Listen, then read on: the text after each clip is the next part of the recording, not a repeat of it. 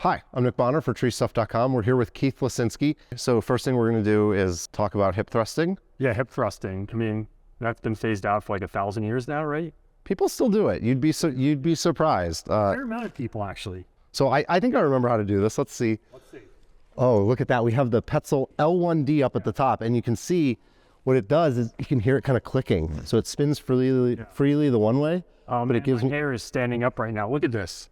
How much slack there is right this big slack, and that's because of the fall factor, right? I fall and boom. Yeah. Okay, so when you're up there, go up there again.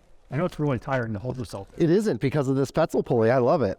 But right now, your two hands are the only thing that are keeping you from going like 4 or 5 feet down and fall onto the system. I kind of assumed you would catch me. So come on down.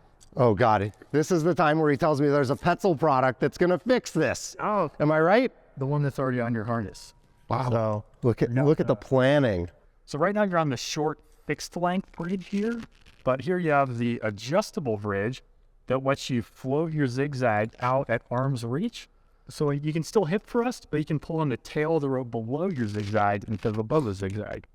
I think people misunderstand the use of an adjustable bridge. I think a lot of people think that the purpose of the adjustable bridge on a harness is to adjust from like here to like somehow fine tune your reach.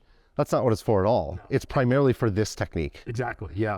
All right, so for hip thrusting and also for limb walking, it's awesome for. So I usually like to position it just within reach when my full body weight's on the system. So I'd say push the zigzag up high and then hang on it. PSA time. A lot of people use cammed adjusters with like spikes on them for adjustable bridges. Please don't do that. Get something like this, or at the very least, use a prusik. Don't use a cammed adjuster. Bad. Don't do that. Okay, so here we are. We've adjusted this out. Let me get some weight in it. Okay, so you want to make sure you can still reach the zigzag so you don't strand yourself. But now when you hip thrust, both hands on the tail here, zero slack.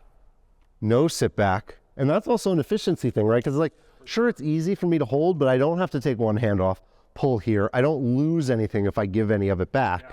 What do I do if I mess up and I accidentally put this out of reach?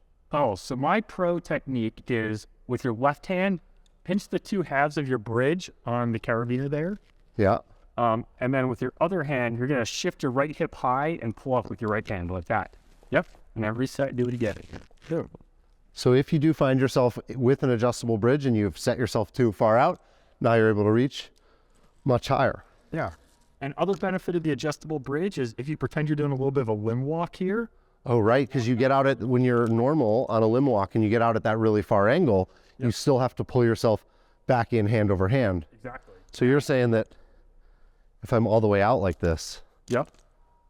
Fully set back on your harness. Then I'm able to walk myself back in, maintain complete control, and keep my weight in the rope the whole time. Exactly. No seesawing motion between weight on your hands versus weight on your harness. You just sit back in the harness, nice controlled limb walk. It's pretty cool. It is. So that was a really good explanation of how slack can be introduced in the system. And really what it comes down to is the impact on the climber if they slip. With more slack, there's more impact. With less slack, there's less impact. Thanks, Keith. Good job.